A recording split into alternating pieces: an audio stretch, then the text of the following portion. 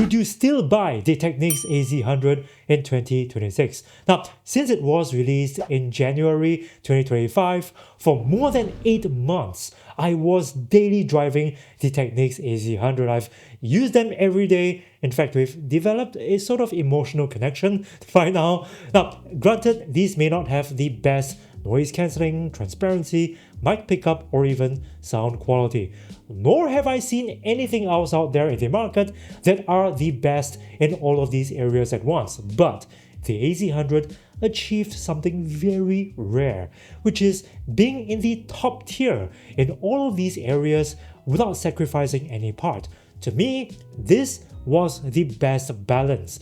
And sometimes they do go on promo, which makes them even better value for money. Check in the pinned comment for the latest prices or click here for the Shopee price. But eventually, I did stop using them every day. And the reason I stopped is because of the latest AirPods, the AirPods Pro 3, which finally has fantastic fit that plugs into the ears.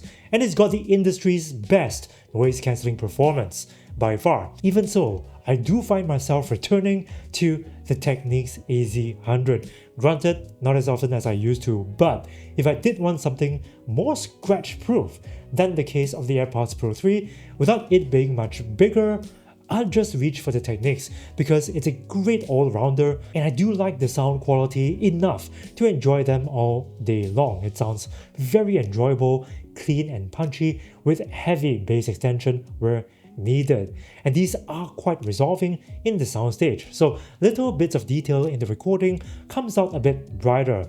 The whole emphasis here is on accuracy and detail, which these do deliver in great measure on their default EQ settings. If you put them into the dynamic EQ setting, they do sound better in my opinion, a lot more vibrant and more punchy. Now, I have to say though that preference plays a big part in determining what sounds great to you, and some of you in the audience might disagree. For me, does it sound perfect? No, it does not sound perfect. In fact, the sound staging here could use a little more depth because they have a flatter presentation than what I'm used to from earbuds like the Noble Focus Rex 5 or even the B&W PI8.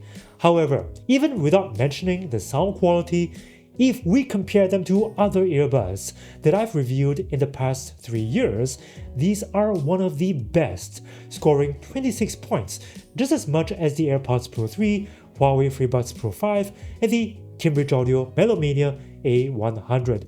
Mic quality rank A, battery life rank S, multi-point pairing rank S, and not a single feature ranked C, in my opinion. And with the Technics Audio Connect app, it's fully supported and customizable on both iOS and Android. You can customize their features and you can customize their sound with a pretty generous suite of settings and presets. Now, they do support the high-res LDAC codec, but if you do stream over the standard AAC codec, Technics is the only brand that supports multi-point pairing to 3 separate devices, and they don't even have to be on the same platform or ecosystem, unlike Samsung or Apple devices. Nor did I have to create and sign in to a special account. It just works right out of the box. That's why I gave the Technics AZ100 a rank S for multi-point pairing in my rankings list. They also fit very well, nice and snug in the ears, and they do come in a very small case.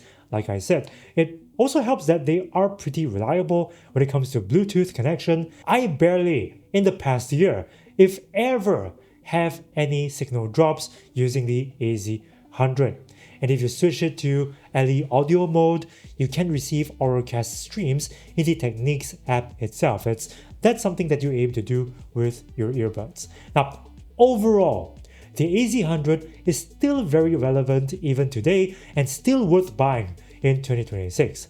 Links in the pinned comment. If you want to check their latest prices on Amazon, click here for Shopee. And do let me know in the comments, guys, which other earbuds do you want to know if it's still worth buying today? And for more reviews like this one, get subscribed and tap the bell button to stay notified. Also, click here to learn whether the Sony WF-1000XM5 is still worth buying in 2026.